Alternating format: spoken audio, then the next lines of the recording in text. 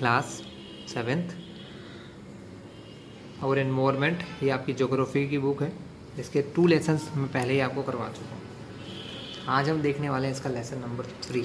आज हम इसका लेसन 3 डिस्कस करेंगे, जिसका नेम है आवर चेंजिंग अर्थ, हमारी बदलती हुई अर्थ।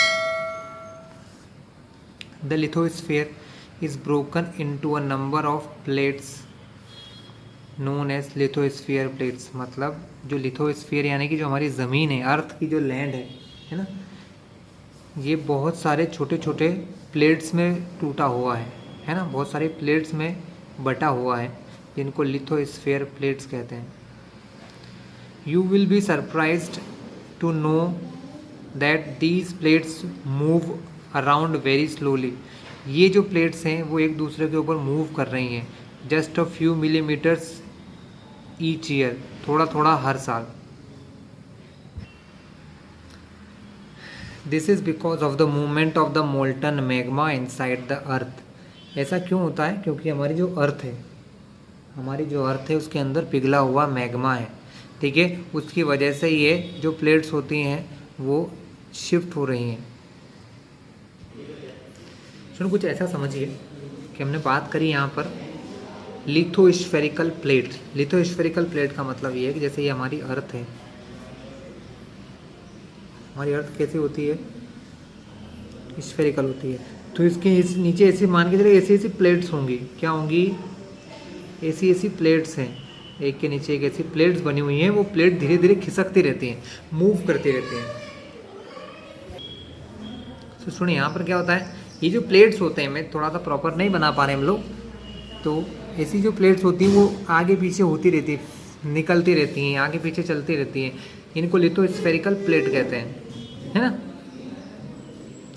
ये क्यों होता है? ये होता है हमारे पिघले हुए मैग्मा की वजह से। हमारे अर्थ के अंदर क्या है, बहुत गर्म एरिया है। हमारी अर्थ की जो ज़मीन के अंदर है बहुत हॉट एरियाज है, तो वहाँ पर जो रॉक्स होती हैं, रॉक्स चट्टानें, वो पिघल जाती है ना। मैग्मा कहते हैं उसको, मोल्टन मैग्मा, है ना। The molten magma inside the earth move in a circular manner. वो ऐसे गोल गोल घूमता रहता है, as shown in the activity. क्या दिया एक्टिविटी के अंदर? उन्होंने बोला है कि स्मॉल कलर पेपर लीजिए and put it in a beaker, उसको एक बीकर में डालिए, half filled with water, place the beaker on the tripod stand and heat it, उसको गर्म करिए। As the water warm up, जैसे जैसे पानी गर्म होता है, यू विल ऑब्जर्व, आप क्या देखोगे? That the paper pellet is moving upward along with the warm layer. मतलब जैसे जैसे वो है वो ऐसे ऐसे गोल गोल गोल गोल घूमते हुए वो जो कागज़ का टुकड़ा वो ऊपर की तरफ आएगा। पेपर पैलेट कहाँ आएगा? ऊपर की तरफ आ जाएगा, ठीक है। And then sinks back along with the cooler layer of the water, और धीरे धीरे ठंडी जो लेयर होती हैं उनमें फिर से चला जाएगा। तो इसका मतलब क्या है कि जो मैग्मा हमारे अंदर होता है, अर्थ के अंदर, वो ऐसे सर्कल पार्ट में, ऐसे सर्कुलर पार्ट में घूमता रहता है। The movement of this plates causing change on the surface of earth. ये जो प्लेट्स, हमारी अर्थ की जो प्लेट्स होती हैं, लिथोस्फेरिकल प्लेट्स, जब ये घूमती हैं, ठीक है, तो क्या होता है, हमारी अर्थ के सरफेस में बहुत सारे चेंजेस हो जाते हैं। So class, the earth movement are divided on the basis of force which cause them. मतलब किस कारण से होता है ना, उन कारण की वजह से इन मोशन को 2 प्रकार के मोशन कहते हैं। द फोर्सेस, फोर्स मतलब ताकत, ध्यान रखना। फोर्स मतलब जब हम फोर्स लगाते हैं ना, हमको किसी चीज़ को अपनी ओर खींचना होता है, हम उसको पुल करते हैं, तो वो पुल और पुश क्या होते हैं? एक टाइप के फोर्स होते हैं। The forces which act in the interior of earth, जो अर्थ के अंदर फोर्स लगते हैं उनको कहते हैं endogenic forces. They are called endogenic forces. And the forces that work यानी काम करते हैं on the surface of earth is called the exogenic forces. मतलब अर्थ की सरफेस पर जो फोर्स लगते हैं उनको एक्सोजेनिक फोर्सेस कहते हैं। अर्थ के अंदर जो फोर्स लगते हैं वो होते हैं इंडोजेनिक फोर्सेस। अर्थ मूवमेंट, अर्थ का मूवमेंट क्यों होता है? 2 चीज़ों की वजह से, एंडोजेनिक फोर्सेस की वजह से और एक्सोजेनिक फोर्सेस की वजह से। एंडोजेनिक फोर्सेस कैसे होते हैं? एक तो होते हैं सडन और दूसरे होते हैं डायस्ट्रोफिक। अपन इनको थोड़ा डिटेल में पढ़ते हैं, फिर इस डायग्राम को समझेंगे। Endogenic forces sometimes produce sudden movement and at the other times produce slow movement, मतलब कभी कभी तो ये जो एंडोजेनिक मूवमेंट होते हैं अर्थ के अंदर वो बहुत जल्दी हो जाते हैं और कभी कभी ये बहुत स्लोली होते हैं। Sudden movement like earthquake and volcano, जल्दी से मूवमेंट होता है तो क्या हो जाता है, वोल्केनो आ जाता है या धरती हिल जाती है। हमारे यहाँ पर क्या आती है, अर्थक्वेक आता ना, भूकंप जिसको कहते हैं, भूकंप आना ये इसी एंडोजेनिक फोर्सेस की वजह से होता है। और कभी कभी ये बहुत धीरे भी होता है। ये जो फास्ट अर्थक्वेक और वोल्केनोस होते हैं cause mass destruction over the surface of अर्थ, इनसे क्या होता है, बहुत जान माल की हानि होती है, मास डिस्ट्रक्शन बहुत ज़्यादा होता है इनसे।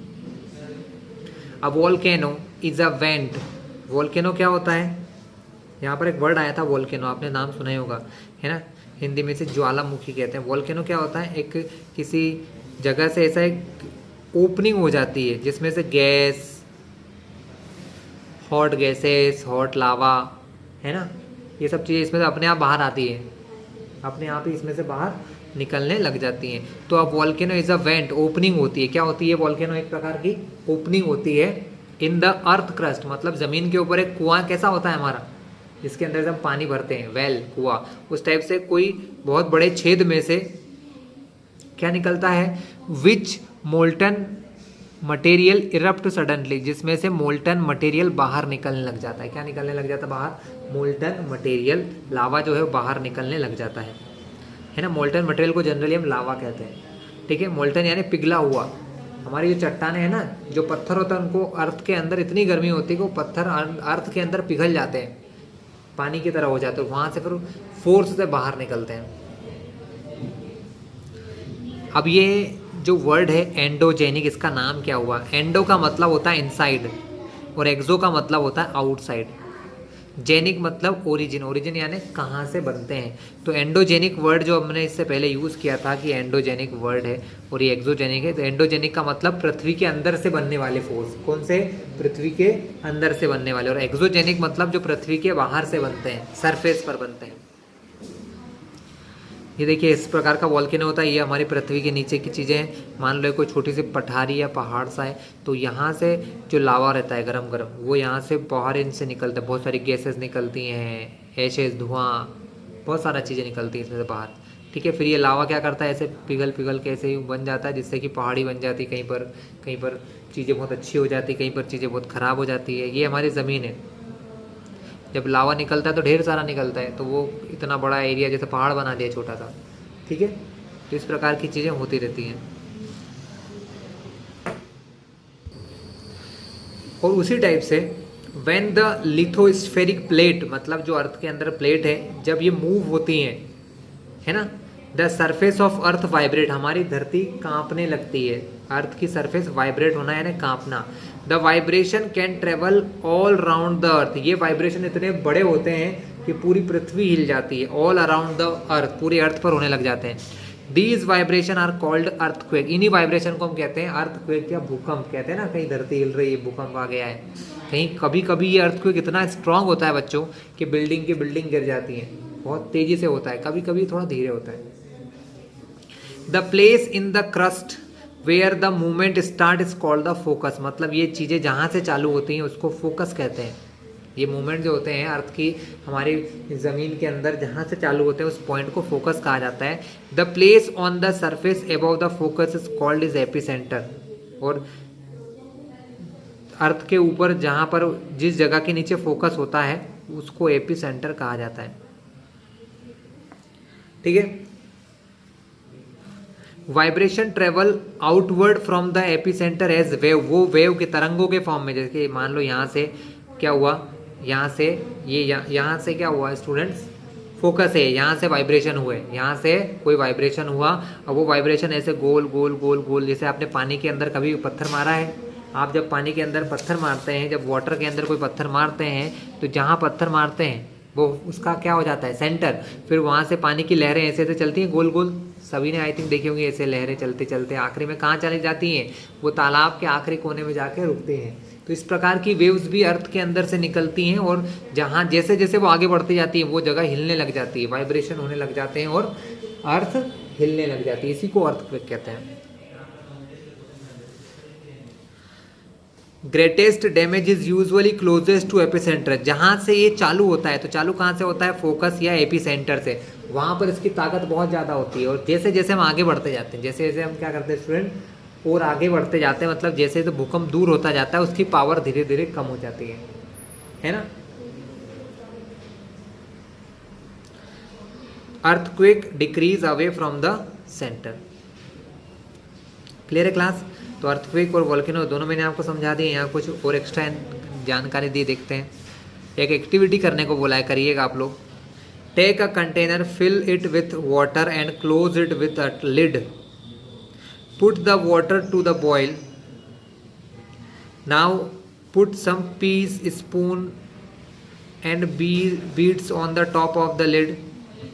What do you notice? As the water boils, the lid begins to shake and things which you have put on the lid also vibrate. The beads roll down and the spoon vibrate to make a sound. In the same manner, the earth vibrate when an earthquake occurs. बिल्कुल सही activity है। क्या बोला है कि आप एक कोई बर्तन लीजिए, है ना, थोड़ा ब्रॉड होना चाहिए, चौड़ा बर्तन। उसकी सरफेस पर एक कोई थाली जैसा समझ लीजिए, छोटा सा पॉट रखिए जो उसके अंदर डूबे ना, है ना, उसके अंदर डूबे नहीं, और फिर पानी को गर्म होने रख दीजिए, बॉईल करने। जब बॉईल करता है पानी, तो पानी जब ऊपर आता है तो उसमें उसको हिलने लगता है। आपने कभी गर्म पानी को उबलते हुए देखा होगा, उसके अंदर से तो गैस बाहर निकलती है, मतलब वो वाइब्रेट होगा। तो जब वो बहुत ज़्यादा उबलने लग जाता है ना पानी स्टूडेंट, तो ये वाइब्रेशन कैसे होते हैं? ऐसे ऐसे हिलने लग जाता है, ठीक है। ये वाइब्रेशन होने लग जाते हैं और जितनी भी चीज़ें उसके ऊपर आपने मान लो, उसके ऊपर आपने एक पेन या कोई चम्मच डाल दी है ना, तो वो चम्मच वाइब्रेट होने लग जाएगी, हिलने लग जाएंगी, ठीक है। किसकी वजह से? उस पानी के प्रेशर या वेव की वजह से। वाटर की किसकी वजह से? वाटर की वेव के कारण।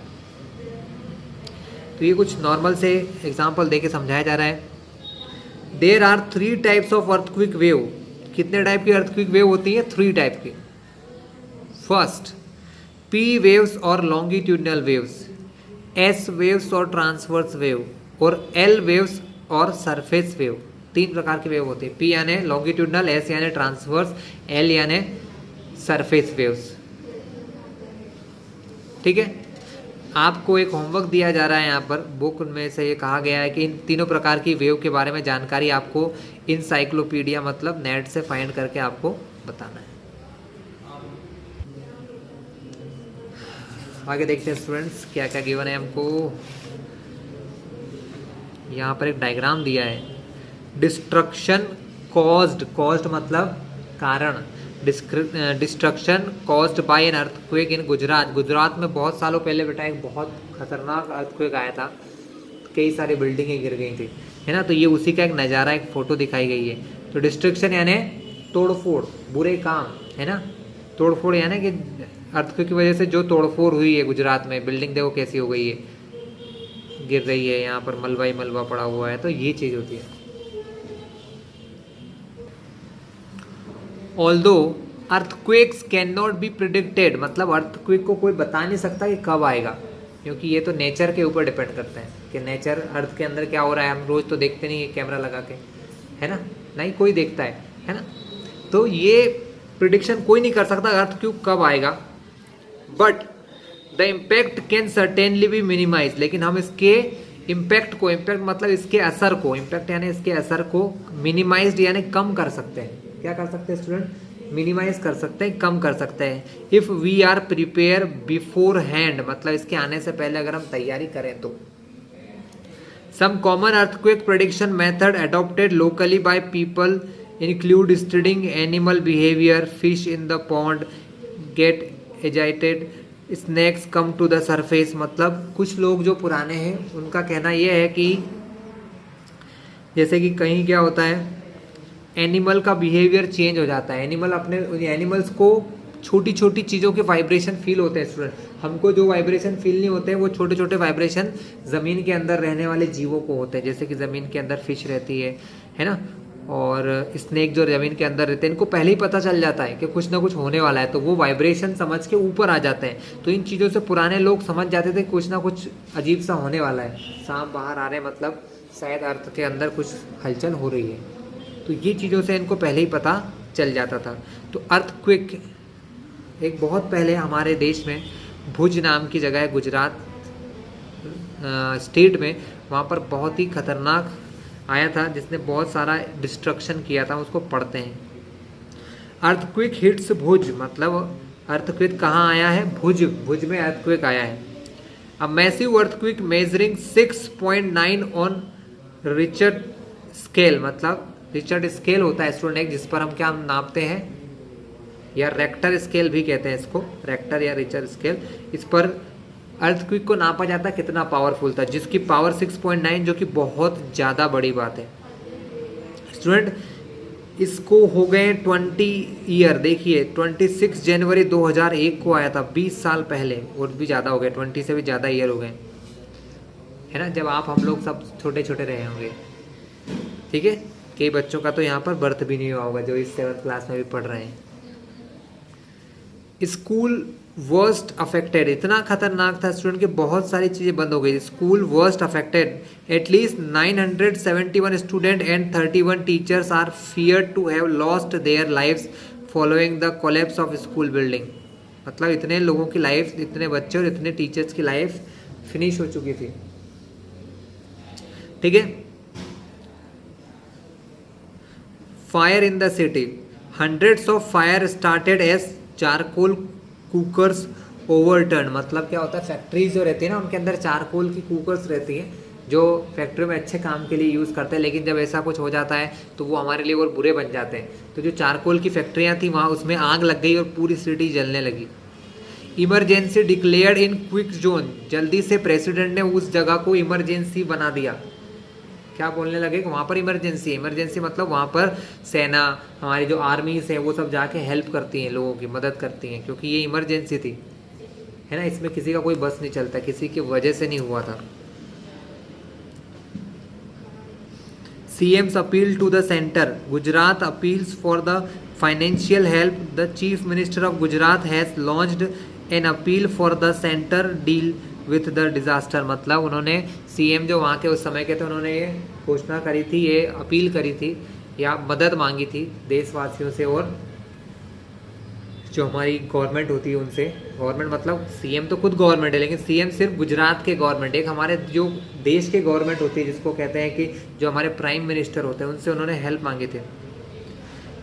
3 days after the quick concern rose about food, blanket and medical supplies not reaching everyone, मतलब 3 days after the and the medical supplies quake, concern rose not reaching everyone about food, मतलब हर किसी को ना खाने को मिल रहा था, ना किसी के पास ओढ़ने के लिए कपड़े थे, मतलब बहुत स्थिति गंभीर हो चुकी थी student. Destruction of Bhuj, phone lines, water pipeline and power stations, transmission lines were knocked out, मतलब वहाँ की बिजली चली गई थी, है ना।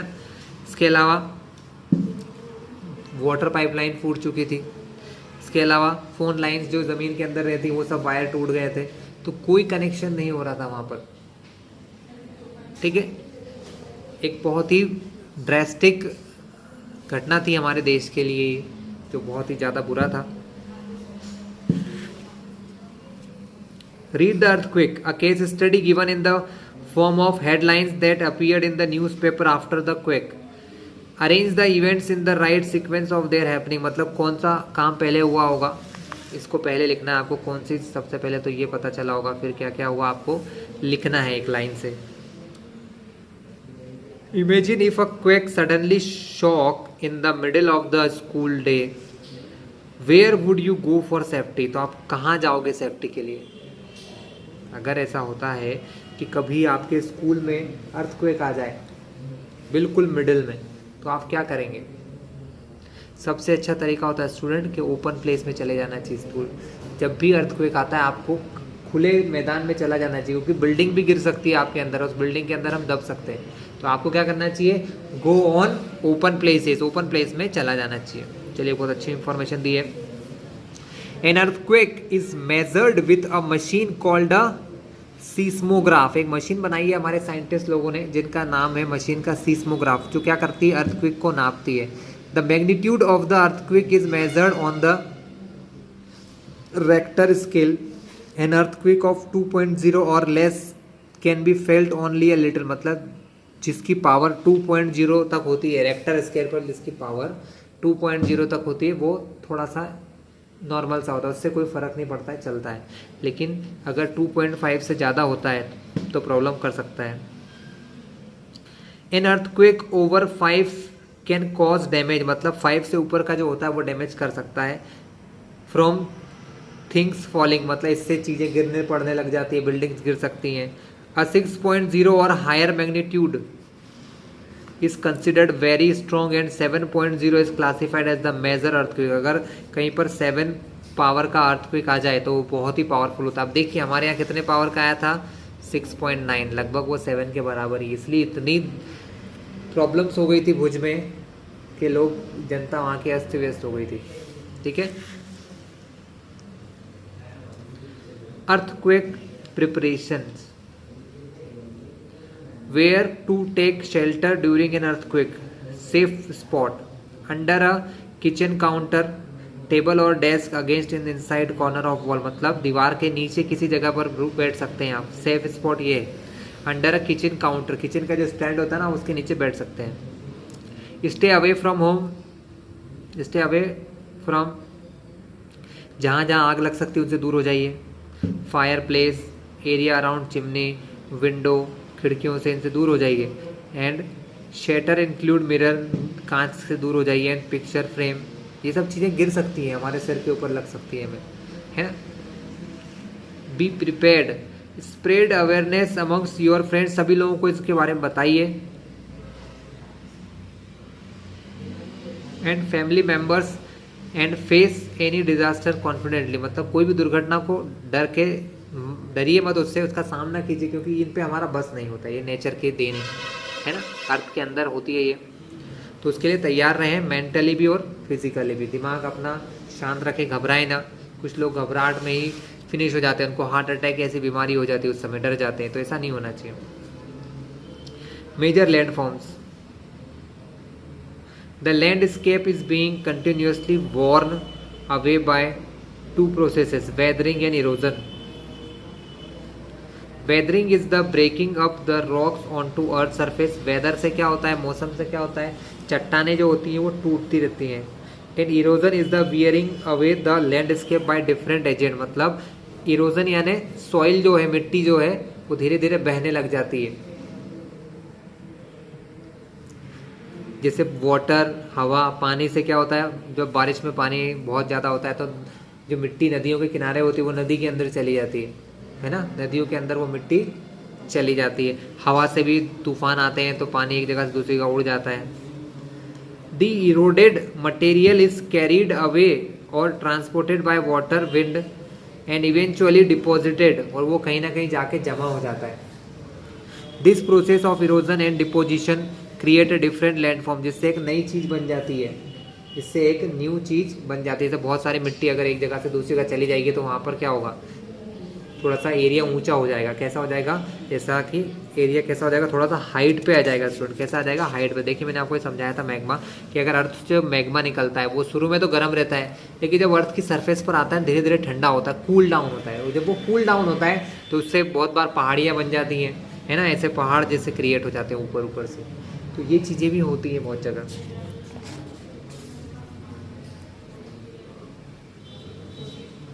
Work of river, the running water in the river erodes the landscape. जो बहता हुआ पानी है वो हमारे लैंडस्केप को, हमारी मिट्टी को धीरे धीरे कम कर रहा है, इरोड कर रहा है। इरोड करना, इरोजन यानी कम करना होता है। When the river tumbles at steep angle over very hard rocks और down a steepy valley inside a form of waterfall, मतलब जब कभी ऐसा वाटरफॉल बनता है ना, पानी ऊपर से झरना जिसको कहते हैं गिरता है, तो चट्टानों के ऊपर से पानी नीचे आता है। तो इनमें से क्या होता है, जो पतली पतली चट्टानें होती है ना, जो सॉफ्ट होती है, वो तो कट कट के नीचे गिरने लग जाती हैं। As the river enter the plain it twist and turn forming large bends known as meanders due to continuous erosion and deposition along the sides of the meander. The ends of the meander loop comes closer and closer. Student क्या कहा इन्होंने कि जब हमारी river जो रहती है वो प्लेन में चलती है, मतलब ये क्या था, ये पहाड़ से नीचे गिर रही है, लेकिन जब वो ज़मीन पे चलती है, कहाँ चलती है, ज़मीन पे चलती है, तो वो इस टाइप से चलती है, सीधे नहीं चलती है, ऐसे zigzag zigzag zigzag zigzag. तो यहाँ पर क्या बनाती है वो मींडर बनाती है। क्या बनाती है? मींडर। मींडर मतलब थोड़ा ऊंचा स्थान बना देती है। क्या बना देती है? ऊंचा स्थान। जैसे रिवर अपने साथ जा रही है तो कुछ मिट्टी को वो यहाँ फेंक देती है, फिर इधर चलती है, यहाँ चलती है तो यहाँ कुछ मिट्टी फेंक देती है। जहाँ भी वो टर्न लेती है ना, वहाँ बहुत सारी सॉइल जमा हो जाती है, बहुत सारी मिट्टी या सॉइल जमा हो जाती है। इन जगहों को उन्होंने मींडर नाम दिया है। क्या नाम दिया है? मींडर्स। Due to continuous erosion and deposition along the sides of meander, the ends of meander loop come closer and closer, and due to course of time, the meander loop cuts off from the river and forms a cut off lake. और उससे छोटी छोटी झीलें बनने लग जाती हैं। क्या बनने लग जाती हैं? छोटी छोटी झीलें। At times, the rivers overflow its banks. These leads to the flooding of the neighbouring areas. और जब ये नदी बहुत ज़्यादा भर जाती है, जैसे बारिश में बहुत ज़्यादा बारिश होती है तो फ्लड आता है, फ्लड यानी बाढ़ आ जाती है ना, तो ये पानी लोगों के घरों तक पहुंच जाता है। As it flood it deposited layer of fine soil and other material called sediment along its bank. जब बहुत ज़्यादा बाढ़ आ जाती है तो नदी के पानी के साथ बहुत सारा सामान जाता है, जैसे कि बहुत सारे मिनरल जाते हैं, मिट्टी के कण होते हैं ना, सॉइल होती है, वो सब बह के कहाँ चली जाती है? वो सारी सॉइल बह के अलग अलग जगहों पर पहुंच जाती है। इससे क्या बनता है? This leads to the formation of flat fertile food flood plain. इससे क्या होता है?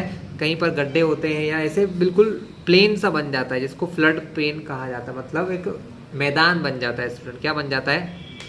मैदान। The raised bank are called levies.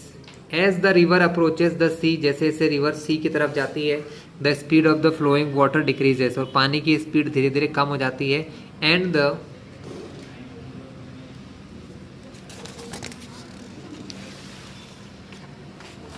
The river begins to break up into number of stream. और रिवर जब समुद्र के पास जाती है तो ऐसे छोटे छोटे टुकड़ों में बढ़ जाती है। इसकी धारा इधर चली जाती है, कुछ ऐसे चली, तो बहुत सारे पार्ट्स में ये टूट जाती है, बहुत सारे पार्ट में रिवर टूट जाती है।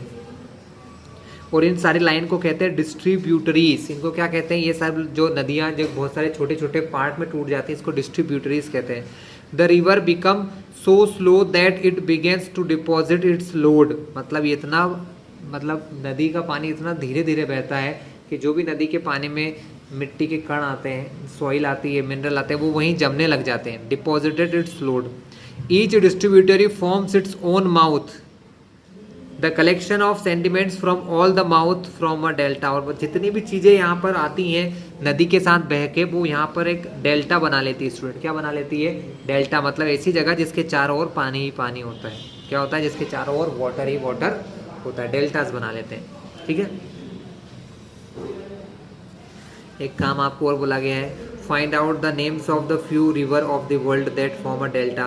तो ऐसी रिवर के नाम बताइए जो डेल्टा बनाती है। यहाँ पर एक और अच्छी इंफॉर्मेशन दी थी about some waterfall. There are thousands of small waterfall in the world. मतलब हजारों छोटे छोटे वाटरफॉल्स होते हैं। The highest waterfall is the angel fall of Venezuela in South America. South America की एक जगह है वेनेजुएला, है ना, वहाँ पर एंजल नाम का एक फॉल है, एंजल फॉल वेनेजुएला में, वो सबसे बड़ा फॉल है। The other waterfalls are Niagara Falls. Niagara Falls कहाँ है? वो कनाडा में है। ठीक है, कनाडा में है। And USA in the north America. And Victoria fall जो है वो भी है कहाँ पर? जाम्बिया और जिम्बाब्वे की बाउंड्री पर। जाम्बिया और जिम्बाब्वे दो कंट्री, इन दोनों की बाउंड्री पर भी इस प्रकार के फॉल्स हैं। ये एक छोटी सी पिक्चर हमको नियाग्रा फॉल की दिखाई गई है। ठीक है, हमारे इंडिया के में भी बहुत सारे फॉल्स होते हैं, है ना, तो आप उनके बारे में सर्च करके एक बार ढूंढिएगा। अब हम देखेंगे वर्क ऑफ सी वेव्स। सी यानी समुद्र, काम, वेव्स यानी तरंगे, मतलब समुद्र की तरंगों का क्या काम है? The erosion and deposition of sea waves gives rise to coastal landform, मतलब समुद्र बहुत बड़ा है, उसमें भी लहरें उठती हैं। वेव यानी होती लहरें, पानी की लहरें जो होती है इसमें बहुत बड़ी बड़ी उठती हैं। उनके साथ भी क्या होता है? कोस्टल यानी समुद्र के किनारे पर लैंडफॉर्म यानी ज़मीन बन जाती है। क्या बन जाती है? ज़मीन बन जाती है। Sea waves continuously strike at the rock, मतलब सी की जो मतलब समुद्र की जो वेव्स होती हैं वो कंटिन्यूसली क्या करती हैं? टकराती रहती हैं। स्टूडेंट क्या करती हैं? टकराती रहती हैं। किससे? चट्टानों से। स्ट्राइक यानी टकराना, रॉक से। क्रैक्स डेवलप, धीरे धीरे टकरा टकरा के चट्टानों में क्या होते हैं? दरारें आ जाती हैं। Over the time they become larger and wider दस होलो लाइक केव, और उनमें क्या होता है? धीरे धीरे चट्टानों में इतना ज़्यादा वो हो जाता है कि उनके अंदर गुफाएं बनने लग जाती है पानी के अंदर। जैसे समुद्र के अंदर कोई पहाड़ी है, तो जैसे पहाड़ी का पानी टकराएगा टकराएगा टकराएगा तो उसके अंदर धीरे धीरे वो पानी अंदर जाते जाते उसके अंदर गुफा बना लेता है। ये पूरी चट्टान को तो कहीं नहीं ले जा पाता है, लेकिन उसके अंदर छेद सा कर देता है, जिसको हम गुफा या केव कहते हैं, जिनको सी केव्स कहा जाता है। As these cavities become bigger and bigger only the roof of the caves remain, और समय के साथ ऐसा होता है कि बस लास्ट में सिर्फ रूफ, छत बचती है। गुफा के अंदर का सारी मिट्टी बह बह के, चट्टाने बह बह के आगे चली जाती हैं।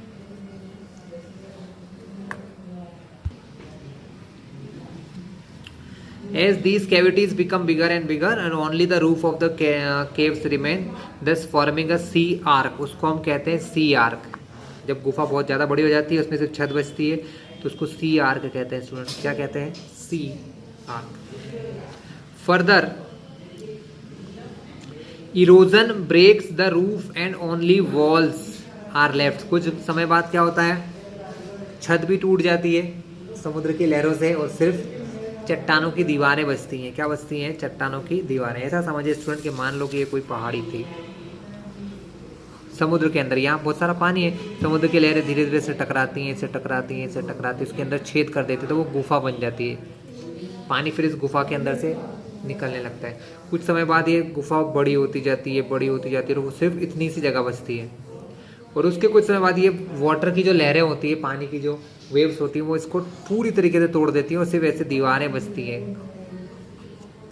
और हो सकता है उसके कुछ समय बाद इनको भी वो कहीं ले जाए, है ना। So the steep rocky coast rising almost vertically above sea water is called a sea cliff, मतलब जो ये सब चट्टाने टूटने के बाद जो ऐसा ऊंचा सा स्थान बचता है उसको हम सी क्लिफ कहते हैं। क्या कहते हैं? सी क्लिफ कहते हैं। The sea waves deposit sediment along the shores forming beaches, मतलब कहीं कहीं क्या होता है? समुद्र के किनारे बहुत सारे सेंडिमेंट्स यानी रेत और बहुत सारे मिनरल्स आ जाते हैं, जिससे क्या होता है? शोर, मतलब स्टूडेंट जो हमारा क्या करता है? बीच बनते हैं, जहाँ लोग घूमने जाते हैं, टहलने जाते हैं, वो बन जाता है, बीचेस कहते हैं। वर्क ऑफ आइस, बर्फ का क्या काम है? Glacier are rivers of ice, glacier मतलब क्या होते हैं? जो जब नदियाँ क्या हो जाती है? आइस बन जाती है, ठंडी होकर बर्फ जम जाती है। कुछ ऐसी नदियाँ हैं स्टूडेंट्स जो बर्फ बन जाती है, जिनका पानी आगे बढ़ता ही नहीं है, बर्फ के फॉर्म में जम के रह जाता है। Which to erode the landscape by bulldozing soil and stones to expose the solid rock below, मतलब कि ये जो हमारे आइस वाली जो रिवर होती है, ये भी क्या करती हैं? इरोजन करती हैं। इरोड यानी होता है मिट्टी को, चट्टानों को अपने साथ लेकर जाती हैं। The landscape by bulldozing soil and stones to expose the solid rock below. Glaciers carve out deep hollows there as the ice melt and get filled up with water and become beautiful lake in the mountain, मतलब क्या होता है? पहाड़ों में ऊपर का पानी तो देखो बर्फ बन जाता है, लेकिन अंदर जो वाटर रहता है ना स्टूडेंट, वो अभी भी वाटर ही रहता है, पानी ही रहता है। तो क्या होता है? नीचे का वाटर धीरे धीरे अपने साथ आगे बढ़ता रहता है, और सॉइल और स्टोन्स को अपने साथ आगे बढ़ाता रहता है। As the ice melt they get filled up with water, और जैसे जैसे पानी पिघलता जाता है वो पानी से भर जाती है। एंड बिकम ब्यूटीफुल लेक, और वो क्या बन जाती है, बहुत सुंदर झील बन जाती है, लेक्स बन जाती है इन द माउंटेन, पहाड़ों के बीच में। The material carried by the glacier such as rock big and small, बड़ी बड़ी या छोटे छोटे चट्टानों को वो अपने साथ ले जाता है। These deposits form glacial moraines. Work of wind, हवा का क्या काम है। ये प्लेस आपको पता ही होगा, डेजर्ट कहते हैं इनको, है ना। हमारे यहाँ कहाँ है डेजर्ट, राजस्थान स्टेट में। Have you ever visited a desert, क्या आप कभी किसी डेजर्ट गए हैं। Try to collect some pictures of sand dunes, तो वहाँ से सैंड ड्यून्स की पिक्चर कलेक्ट कीजिए। सैंड ड्यून्स क्या होते हैं अभी समझते हैं। An active agent of erosion and deposition in the desert is wind, मतलब डेजर्ट के एरिया में कौन अपना काम करता है, डेजर्ट के एरिया में वाटर तो होता नहीं है, तो वहाँ पर हवा बहुत गर्म और तेज चलती है, तो वो जो विंड होती है वो इरोजन का काम करती है। In desert you can see rocks in the shape of mushroom, rock जो होती है ना चट्टाने, वो मशरूम के शेप की होती है। मशरूम कैसा होता है, हमारे छाते के जैसा मशरूम होता है, कुछ ऐसा देखिए स्टूडेंट, जिसमें टोपी सी होती है, ऐसा होता है मशरूम, है ना, इसलिए इनको कॉमनली मशरूम रॉक कहते हैं। Winds Erode the lower section of the rock, wind हवा से क्या होता है, उन चट्टानों का जो निचला हिस्सा होता है वो इरोड हो जाता है, इरोड मतलब टूट कर आगे चला जाता है। And the lower upper part therefore such rocks have narrower base, मतलब ऐसी चट्टानों के जो नीचे का हिस्सा वो नैरो यानी पतला होता जाता है। एंड वाइडर टॉप, और उनका जो ऊपर का हिस्सा वो चौड़ा होता जाता है। देखिए ऊपर का हिस्सा कैसा रहता है, चट्टानों का चौड़ा, और नीचे पतला होता जाता है, क्योंकि यहाँ से हवा क्या करती है, इस चट्टान की सारी चीज़ों को अपने साथ बहाकर ले जाती है। When the winds blow, it lift and transport sand from one place to another, जब हवा चलती है तो अपने साथ रेत, सैंड को कहते हैं रेत की कण, हमारे यहाँ सैंड होती है ना रेत, उसको अपने साथ ले जाती है। It lift and transport sand from one place to another, when it stops blowing the sand falls and gets deposit, और जब हवा बंद हो जाती है तो वो जो रेत या सैंड होती है वो एक जगह गिर जाती है, एक जगह गिरने लग जाती है और जमा हो जाती है, ठीक है, और जिससे छोटी सी पहाड़ी बन जाती है, लो हिल, छोटी पहाड़ी बन जाती है। Like these are called sand dunes, और ये छोटी छोटी जो रेत की पहाड़ियाँ होती हैं इनको सैंड ड्यून्स कहते हैं। क्या कहते हैं student, sand dunes. When the grains of sand are very fine and light, मतलब जब हवा नहीं, रेत की जो मतलब सैंड के जो पार्टिकल होते हैं बहुत छोटे होते हैं, लाइट वेट होते हैं। कैसे होते हैं student, very fine and light weight. The wind can carry it over very long distance, तब ये उसको बहुत हवा अपने साथ बहुत दूर दूर तक उड़ा के ले जाती हैं, ठीक है। When such sand is deposit in the large area, जिनको लोएसेस कहते हैं, बहुत बड़ी जगह में जमा देती है, जिनको लोएसेस कहते हैं। Large deposit of loesses is found in China, में ऐसे बहुत सारे लोएसेस होते हैं। तो स्टूडेंट ये था हमारा लेसन। आपने देखा होगा जब भी तूफान आता है कहीं पर तो बहुत सारी हवा तेज चलती है, हवा के साथ क्या चलता है, हवा के साथ बहुत सारी मिट्टी, है ना, रेत, जो हल्की हल्की चीज़ें वो सब उड़ जाती हैं। तो ये हमारा आज का लेसन था। नेक्स्ट वीडियो में मैं आपको क्वेश्चन आंसर समझा दूंगा क्लास, ठीक है।